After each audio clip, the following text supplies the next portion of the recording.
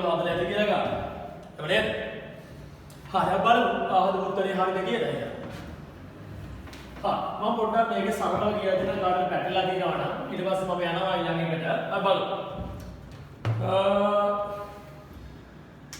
මුලින්ම නිෂ්පාදන මූලාශ්‍ර පදනමට අනුව එකතු කළ වටිනාකම ගණනය කරන්නේ නිමවුමේ දල වටිනාකමෙන් අඩු කරනවා අතරමැදි යෙදවුම්. මොනවද මේ අතරමැදි යෙදවුම් කියන්නේ? අතරමැදි යෙදවුම් කියන්නේ පිටතින් ගන්න දේවල්. තේරුණාද? ප්‍රාථමික යෙදවුම් කියන්නේ යෙදවුම් වර්ග දෙකයි. අතරමැදි යෙදවුම් සහ ප්‍රාථමික යෙදවුම්. නිෂ්පාදන සාධක වල වැටුප්පත් කුලී පොඩි ලාභ ගෙවන ඒවා විසඳගන්නේ අතරමැදි යෙදවුම්. භූමිය ශ්‍රමය ප්‍රාග්ධනීය ව්‍යවසායකත් ඊට අමතරව පිටින් ගන්න එක අමුද්‍රව්‍ය එක සේවා පිටින් ගන්න භාණ්ඩ හා සේවා තමයි අපි සලකන්නේ අතරමැදි යෙදවුම් කියලා. තේරුණාද? දැන් බලමු මේකේ නිමවුමේ දල වටිනාකම දීලාද කියලා. ඔය දී මේක ගෘහ භාණ්ඩනේ හදන්නේ. ඒතර ගෘහ භාණ්ඩ වල වටිනාකම තමයි නිමවුමේ දල වටිනාකම. නිමවුමේ දල වටිනාකම දුන්නේ නැත්නම් ඒක හොයන්න තව සූත්‍රයක් තියෙනවා. නිමවුමේ දල වටිනාකම හැදෙන්නේ අතරමැදි යෙදවුමුයි ප්‍රාථමික යෙදවුමුයි එකතු වෙලා. මේක නම් දීලා දෙන එක ප්‍රශ්නයක් නෑ. නිමවුමේ දල වටිනාකම නැත්නම් ගෘහ භාණ්ඩ වල වටිනාකම ගෘහ භාණ්ඩ තමයි නිමවුම 100යි. එන් අඩු කරනවා අතරමැදි යෙදවුම් වල වටිනාකම අතරමැදි යෙදවුම් පිටින් ගන්න දේවල් දෙව 50යි. ඊට අමතරව කුෂන් රෙදි 20යි. තීන්ත 15යි. අනිකුත් යෙදවුම් 5යි. වැටුප් කියන්නේ ප්‍රාථමික යෙදවුමකට, පදුකුලිය කියන්නේ ප්‍රාථමික යෙදවුම, පොලිය කියන්නේ එහෙමයි, ලාභ කියන්නේ එහෙමයි, ශීල කියන්නේත් එහෙමයි. එහෙනම් 70යි 90ක් ගියාට පස්සේ එනවා දල එකතු කළ වටිනාකම කීයද? 10යි. මේ තමයි නිෂ්පාදන මූලාශ්‍ර පදනම. ඊට පස්සේ ආදායම් මූලාශ්‍ර පදනමට අනුව එකතු කළ වටිනාකම හොයන්නේ අර ප්‍රාථමික ආදායම් දෙක එකතු කරනවා. ප්‍රාථමික ආදායම් කියන්නේ නිෂ්පාදන සාධක සඳහා කරන ගෙවීම. වැටුප්, භූමියට වතුගුලි, ප්‍රාග්ධනයට පොලි, ඇතුලේ ප්‍රාග්ධනයට ෂය, අන්තිම එක තමයි ලාභ. එහෙනම් බලමු. වැටුප්, වතුගුලි, පොලි, ෂය සහ ලාභ. වැටුප් තියෙනවා 4ක්. වතුගුලි 2යි, පොලි 1යි, ලාභ 2යි, ෂය 1යි, ස්ථාවර ප්‍රාග්ධන පරිභෝජනය කියන්නේ ෂයට කියන තවත් නම. 6යි, 7යි, 8යි, 10යි. ඒක තියෙනවා 10ක්. පැහැදිලිද? හා එනම් ආදායම් මූලාශ්‍ර පදනම ගැන මේ ටික එකතු කරන්න එනවා 10ක්. නිෂ්පාදන මූලාශ්‍ර පදනම ගැන නිමෝම වටිනාකම මේ අතරමැදි යෙදවුම් ටික අඩු කරන්න එනවා 10ක්. තේරුණාද? ඔය තමයි එකතු කළ වටිනාකම හොයන ක්‍රම දෙක. හරිද? එහා වෙන ප්‍රශ්නයක් දෙන්න පොඩ්ඩක් බලමු. A, B හා C යන කර්මාන්ත තුනට අදාළ පහත විස්තර ඔබට සපයා ඇත. ඒ කර්මාන්තයේ මුළු නිමෝමේ වටිනාකම 1500යි. B කර්මාන්තයේ මුළු නිමෝමේ වටිනාකම 1800යි. C කර්මාන්තයේ මුළු නිමෝමේ වටිනාකම 2700යි. A කර්මාන්තයේ භාවිතා කරන B කර්මාන්තයේ නිමෝමේ වටිනාකම 200යි. A කර්මාන්තයේ භාවිතා කරන C කර්මාන්තයේ නිමෝමේ වටිනාකම 1200යි. B කර්මාන්තයේ භාවිතා කරන A කර්මාන්තයේ නිමෝමේ වටිනාකම 300යි. B කර්මාන්තයේ භාවිතා කරන C කර්මාන්තයේ නිමෝමේ වටිනාකම 1300යි. C කර්මාන්තයේ භාවිතා කරන A කර්මාන්තයේ නිමෝමේ වටිනාකම 1100යි. C කර්මාන්තයේ භාවිතා කරන B කර්මාන්තයේ නිමෝම 500යි. හරි. මේවා මේක දීලා තින්නේ.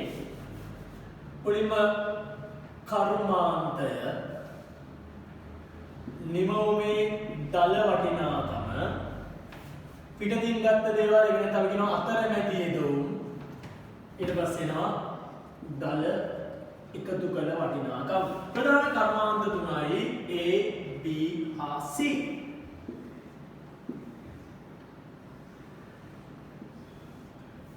A කර්මාන්තයේ නිමෝමේ වටිනාකම 1500යි. B කර්මාන්තයේ නිමෝම 1800යි. C කර්මාන්තයේ නිමෝම 2700යි. A කර්මාන්තයේ අතරමැදි යෙදවුම් කියන්නේ A කර්මාන්තයේ පිටයුම්ගෙන් ගත්ත දේවල්. A කර්මාන්තයේ පිටයුම්ගෙන් කියන්නේ B ගෙන් අරන් දිනවා 200ක්. ඒක අතරමැදි යෙදවුමක්. සහ A කර්මාන්තයේ C ගෙන් අරන් දිනවා 1200ක්. ඒකත් අතරමැදි යෙදවුමක්. අතරමැදි යෙදවුම අඩු වෙන්න ඕන. එකතු කරලා වටිනාකම හොයද්දී 1500 1400ක් ගියාම 100යි.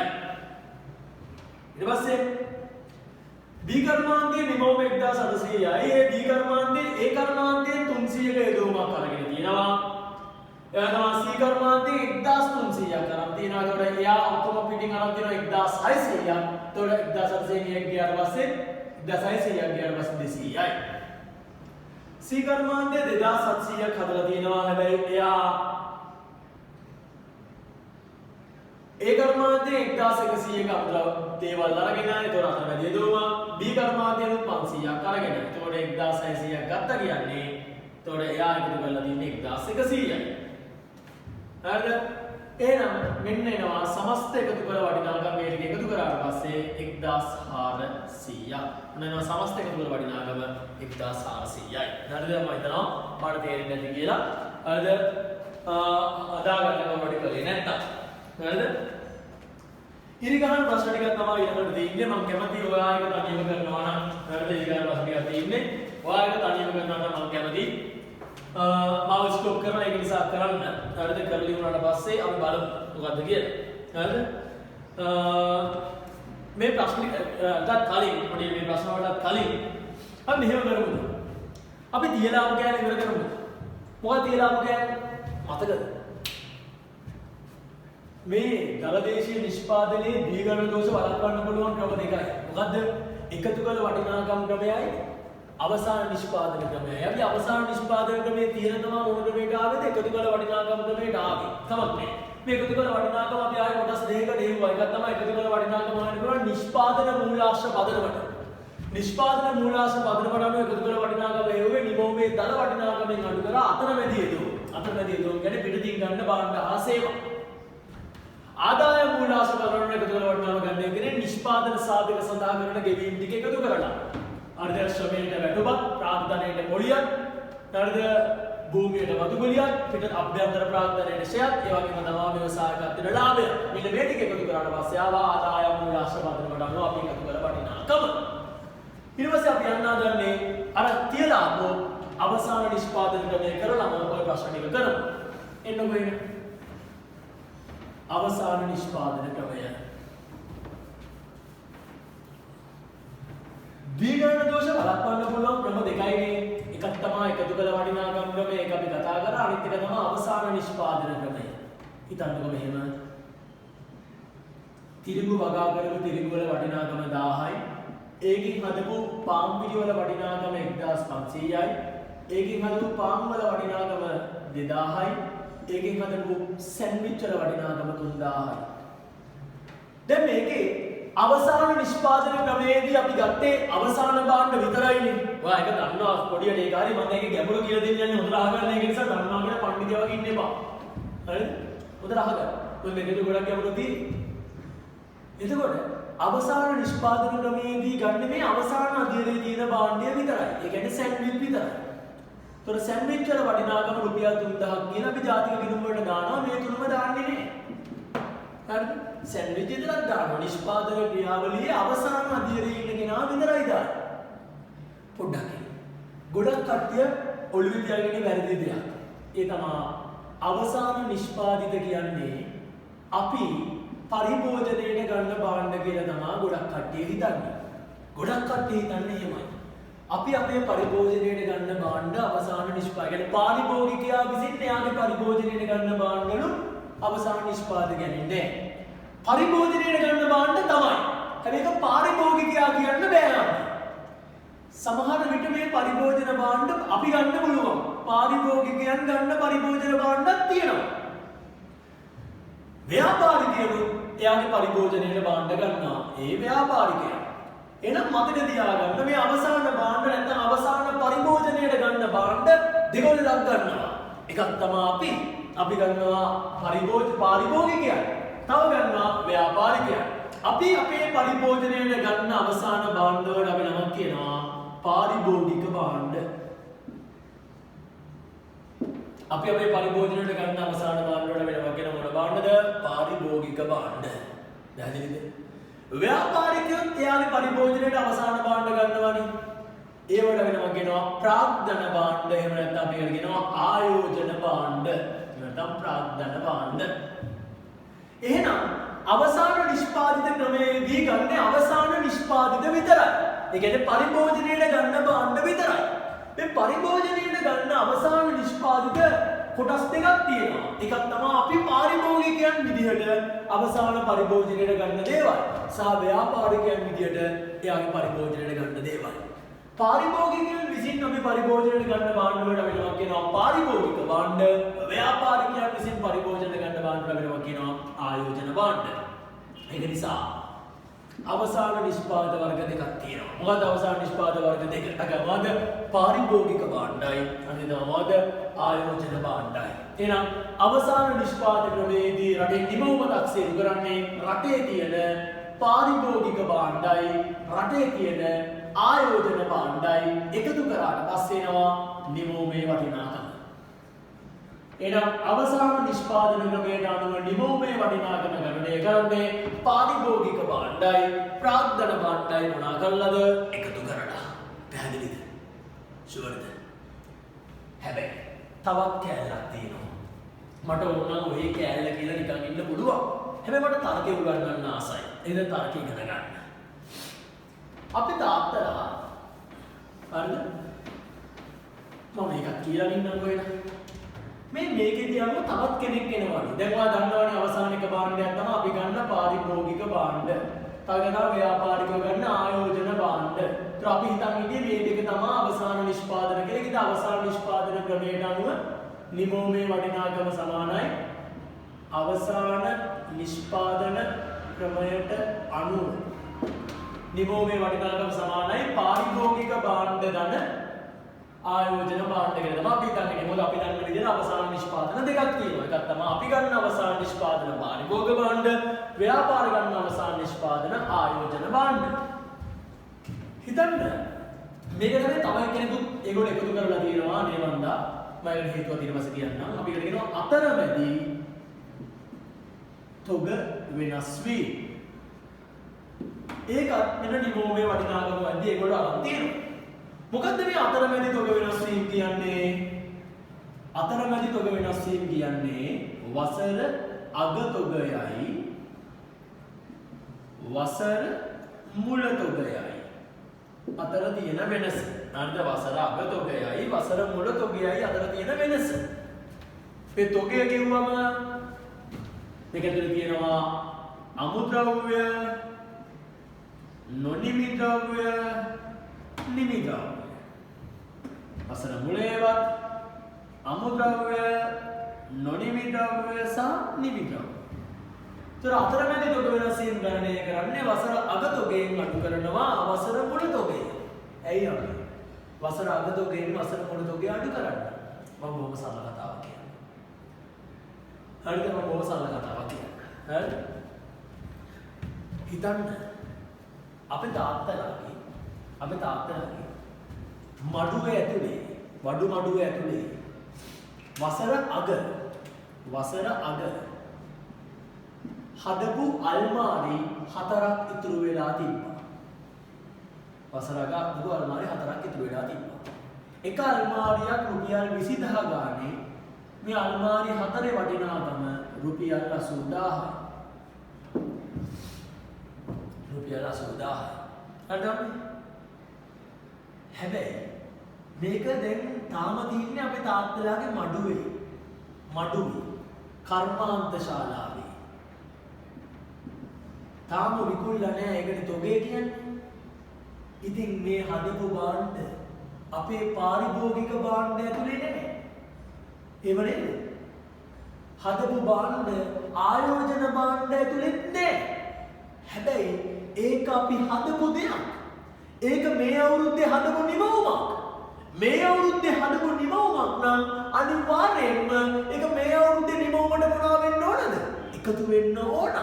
ඒකයි මේ අගතොගය එකතු කරලා තියෙන්නේ. අගතොගය මොනවා කරලාද එකතු කරලා තියෙන්නේ? වසර අගතොගය පාරිභෝගික භාණ්ඩ ඇතුළෙත් නෑ. තිබ්බනම් ඒක තොගයක් වෙන්නේ නෑනේ. වසර අගතොගය ආයෝජන භාණ්ඩ ඇතුළෙත් නෑ. හැබැයි ඒක වසර අගතොගය කියන්නේ වසරේදී හදපු තොගයක්. ඉතින් ඒක වසරේ නිමවුමට ඇතුළත් වෙන්න ඕන නිසා තමයි අගතොගය එකතු කරන්නේ. පැහැදිලිද? ඔළුව දිනවද? දෙක. අපි තාත්තලාගේ කර්මාන්ත ශාලාව ඇතුලේ වසර මුල තිබ්බා අල්මාරි දෙකක්. මේ අග කතාවට තේරෙනවනේ නේද? හරිද? අගතෝගේ අපි හදපු දෙයක් ඒක පාරිභෝගික භාණ්ඩ ඇතුලෙත් නෑ ආයෝජන භාණ්ඩ ඇතුලෙත් නෑ. මොකද අපි ගත්තා නම් තමයි පාරිභෝගික භාණ්ඩ ඇතුලේ තියෙන්නේ. ව්‍යාපාරිකව ගත්තා නම් තමයි ආයෝජන භාණ්ඩ ඇතුලේ තියෙන්නේ. කවුරුත් ගත්තේ නැති නිසා තමයි තාම ඒක මඩුවේ තියෙන්නේ. ඉතින් තාම ඒක තියෙන්නේ මඩුවේනේ. හැබැයි ඒක මේ අවුරුද්දේ හදපු දෙයක්. ඒක නිසා ඒක අපේ නිමෝමඩ එකතු කරන්න ඕන නිසා අගතෝගේ එකතු කරනවා. එහෙනම් අගතෝගේ එකතු කරනවා. හරිද? අගතෝගය එකතු කරනවා. හරිද? ඊට පස්සේ වසර මුල තාත්තලා මඩුවේ අල්මාරි දෙකක් ඉතුරු වෙලා තිබ්බා. තාත්තලා කරේ ඒකත් මේ අවුරුද්දේ සාප්පුවට දාලා විකුණ ගත්තා. අන්න වසර මුල තිබ්බ අල්මාරි දෙකත් මේ අවුරුද්දේ විකුණුවා. හිතන්න X කියන මිනිස්සයා ගෙදර අරන් ගියා කියන්නේ. එතකොට X කියන මිනිස්සයා මේක ගෙදර අරන් ගියා නම් X කියන්නේ පාරිභෝගිකයෙක්නේ. ඒතකොට මේක අනිවාර්යයෙන් එයාගේ පාරිභෝගික භාණ්ඩ ඇතුලේ තියෙනවා. එහෙනම් මේ අවුරුද්දේ පාරිභෝගික භාණ්ඩ ඇතුලේ මෙන්න මේ අල්මාරි දෙක එකක් රුපියල් 20000 ගානේ අල්මාරි දෙකේ වටිනාකම කියන්නේ 40000ක් තියෙනවා. තේරුණාද? වසර මුල හදපු අල්මාරි වසර මුල ගිය අවුරුද්දේ හදලා මේ අවුරුද්දේ මුලදී ඉතුරු වෙලා තිබ්බ අල්මාරි දෙකකුත් අපි මේ අවුරුද්දේ වික්කා. ඒකේ වටිනාකම 40000යි. ඒ 40000 පාරිභෝගික භාණ්ඩ ඇතුලේ තියෙනවා. හැබැයි ඒක අපි මේ අවුරුද්දේ හදපු දෙයක් නෙමෙයි. ඒක අපි ගිය අවුරුද්දේ හදපු දෙයක්. ඒකට වසර මුල තෝගේ කියන්නේ. ඉතින් ඒක ගිය අවුරුද්දේ හදපු දෙයක් නම් ඒක මේ අවුරුද්දේ ලිමෝමඩ ගන්න එක වැරදි. මේ අවුරුද්දේ ඒක පාරිභෝගික භාණ්ඩ ඇතුලේ දෙ වික්කට. ඇත්තට මේක මේ අවුරුද්දේ හදපු එකක් නෙමෙයි. ඒක ගිය අවුරුද්දේ හදපු එකක්. ඒක නිසා මේ අවුරුද්දේ ඇතුලේ මේ පාරිභෝගික භාණ්ඩ හරි ආයෝජන භාණ්ඩ හරි ඇතුලේ තියෙනවා නම් අපි ගිය අවුරුද්දේ හදලා මේ අවුරුද්දේ මුලදී ඉතුරු වෙලා තිබ්බ එක ඒ වලින් මේවා මොනා කරන්න ඕනද? අයින් කරන්න ඕන. ඒක මොකද? ඒකට හේතුව ඒක අපි මේ අවුරුද්දේ හදපු එකක් නෙමෙයි. ඒක මොනවාද හදපු එකක්ද? ගිය අවුරුද්දේ හදපු එකක්. ඉතින් ඒක ගිය අවුරුද්දේ නම් හැදුවේ මේ අවුරුද්දේ නිමවමඩ දාන එක වැරදි. මේ අවුරුද්දේ දඩේ නිවැරදි ගිය අවුරුද්දේ හදපුවා විකුණුවා කියලා ඒව දාන එක වැරදි. මොකද ඒක මේ අවුරුද්දේ හදපු දේවල් නෙමෙයි. ඒක නිසා වසර මුලදී තිබ්බ දේවල්, ඒ කියන්නේ ගිය අවුරුද්දේ හදපු දේවල් මේ අවුරුද්දේ නිමවමඩ දාන එක වැරදි. ඒක නිසා තමයි මුලතොගය මේ අවුරුද්දේ නිමවමෙන් මොනා කරන්නේද? අඩු කරන්නේ. මොකද මේ මුල තිබ්බ තොගය අපි විකුණනවා. මුල තිබ්බ තොගය විකුණද්දී ඒක පාරිභෝගික භාණ්ඩ ඇතුලේ තියෙනවා. ඒ වුණාට ඒක ආයෝජන භාණ්ඩ ඇතුලේ තියෙනවා. හැබැයි මේ මුල තොගය අපි මේ අවුරුද්දේ හදපු එකක් නෙමෙයි. ඒක මුලදී ඉතුරු වෙලා තිබ්බ එකක්. ඒක නිසා මේ අවුරුද්දේ හැදුවේ නැති නිසා මේ මුල තොගය මොනා කරනවද? අඩු කරනවා. පැහැදිලිද? තාර්කේ තේරුණාද? අග තොගය එකතු කරන්නේ ඒක මේ අවුරුද්දේ හැදුවා. ඒ තානයක විකිණිල්ල නැති නිසා පාරිභෝගික භාණ්ඩ ඇතුලේ ආයෝජන භාණ්ඩ ඇතුලේ නැහැ. හැබැයි ඒක මේ අවුරුද්දේ හදපු නිසා අග තොගය මොනා කරාද? එකතු කරා. මුල තොගය කියන්නේ ගිය අවුරුද්දේ හදලා ඉතිරි වෙච්ච ටිකක්. ඒකත් මේ අවුරුද්දේ විකිණින නිසා මේ මුල තොගයේ වටිනාකම මේ විකුණුපු ඒවා ඇතුලේ තියෙනවා. ඒ මුල තොගය අපි මේ අවුරුද්දේ හදපු එකක් නෙමෙයි. ඒක නිසා මේ අවුරුද්දේ නිමවම හොයද්දී ඒක මොනා කරන්න ඕනද? අඩු කරන්න ඕන. ඉතින් අගතොගයෙන් මේ අගතොගය එකතු කරලා මුල තොගය අඩු කරාට පස්සේ එන උත්තරේට තමයි අපි කියන්නේ අතරමැදි තොග වෙනස් වීම. ඒකයි ඒක මෙතනට එකතු කරේ. තේරුණාද තර්කය? එහෙනම් මට කියන්නකෝ අවසාන නිෂ්පාදන ක්‍රමයට අනුව නිමෝමේ වටිනාකම කොහොමද ගණනය කරන්නේ? නගමවද පාරිභෝගික භාණ්ඩයි ආයෝජන භාණ්ඩයි අතරමැදි තොග වෙනස් වීම එකතු කරනවා. මම ඒකේ තර්කය කියනවා අතරමැදි තොග වෙනස් වීම එකතු කරන තර්කය ඊට පස්සේ මම නෝට් එකක් දෙන්නම්. හරිද? එමු. එන්නේ නා. අපි ආවෝ අපි හිතමු වීඩියෝවට යන්න ඕන මොකද අපි දැන් කතා කරන්න නැතුව තමයි මෙතනට ආවේ. එන්නේ නැත්නම් අපි යමු. අවසාන නිෂ්පාදන ක්‍රමය පිටු අංක 25. එන්නම පිටු අංක 25. නිෂ්පාදන ක්‍රියාවලියේ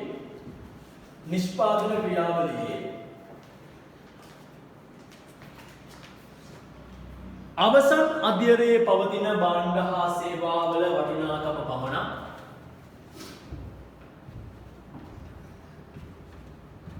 නිෂ්පාදන ක්‍රියාවලියේ අවසාන අධ්‍යරයේ පවතින භාණ්ඩ හා සේවාවල වටිනාකම පමණක් ඇතුළත් කරමින්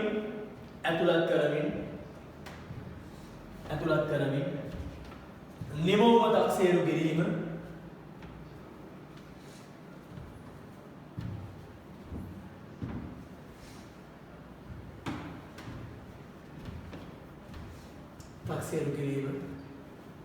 අවසාන නිෂ්පාදන ක්‍රමය වේ.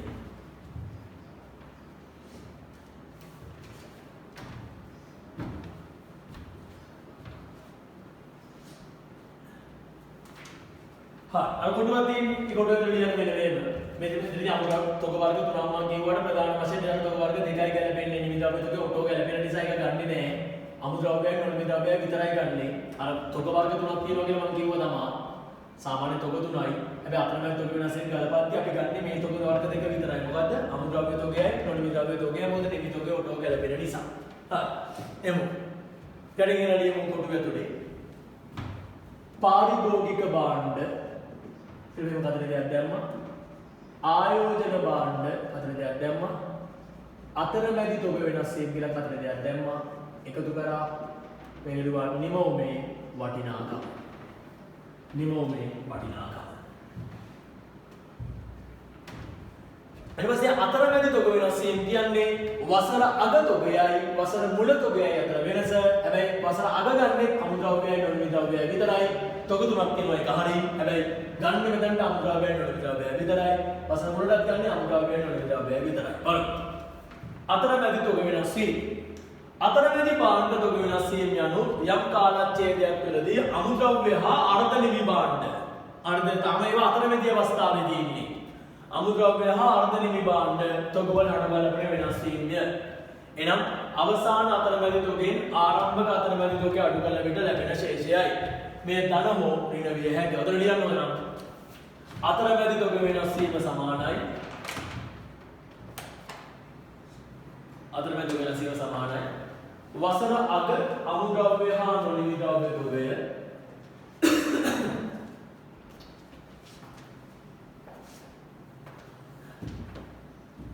රීඩර් වසර මුල අමුද්‍රව්‍ය හා නොනිමිද්‍රව්‍ය තොගය මම තරක ගන්නවා අග එක මේ අවුරුද්දේ නිමෝම ඇතුලේ නෑ. ඒක නිසායි අපි අග එක එකතු කරන්නේ. මුල එක ගිය අවුරුද්ද එකක් මේ අවුරුද්ද එකක් ඇතුලේ තියෙන නිසා මුල එක මොනවා කරනවද? අඩු කරනවා. හරියට ඒකත් හරි. හරිද? ඊට අවසාන නිෂ්පාදන ක්‍රමයේ පවතින දුර්වලතාවය මම මාට පැහැදිලිවම කිව්වා. භාණ්ඩයක් අවසාන භාණ්ඩයක්ද අතරමැදි භාණ්ඩයක්ද කියලා හඳුනා ගන්න බෑ.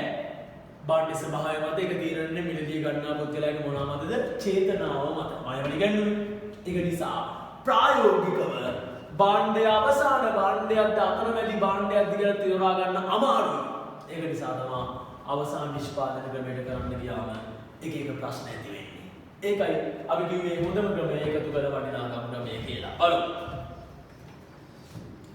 අවසාන නිෂ්පාදන ක්‍රමයේ පවතින ප්‍රායෝගික දුර්වලතා අනුවාණි ගන්නවා ඒක හොඳේ. මම අර බිස්කට් එක අරන් තමයි කියන්නේ. මතකයිනේ බිස්කට් එක කන්න ගත්තා නම් අවසාන භාණ්ඩයක්. කුඩිමක් හදන්න ගත්තා නම් අතරමැදි භාණ්ඩයක්.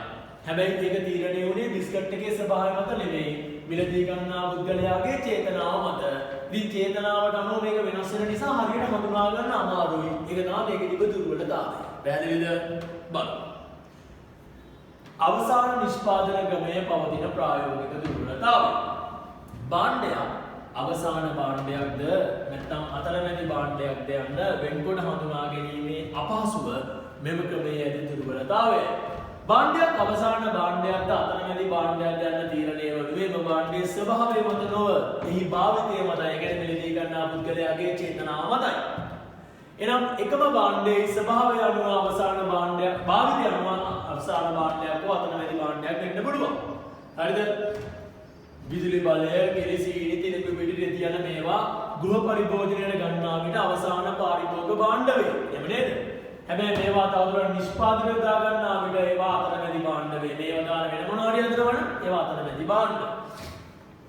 යටි දිනවා අවසාන නිෂ්පාදකමේ පවතින ප්‍රායෝගික ගැටලුව හේතුවෙන් දේශීය නිෂ්පාදනය කරණය කිරීමට වඩා නිවැරදි ප්‍රවේශ ලෙස සලකන්නේ එකතු කළ වටිනාකම් ක්‍රමය. අපි ඒක කලින් කිව්වා. හරි. ඒක හරි අර ඉදිරිහට ප්‍රශ්න වලට තමයි දැන් යන්න හදන්නේ. මම ඔයාලට විනාඩියක් දෙනවා මේ ටික කරන්න. පග්ගාලා ඔය ටික ගන්න ප්‍රශ්න ටික කරන්න ඕන ප්‍රශ්න 4. ඊට පස්සේ අපි ළඟට යමු. ඊට මම ඊළඟ ටික ගැන කතා කරන්නේ. හරි.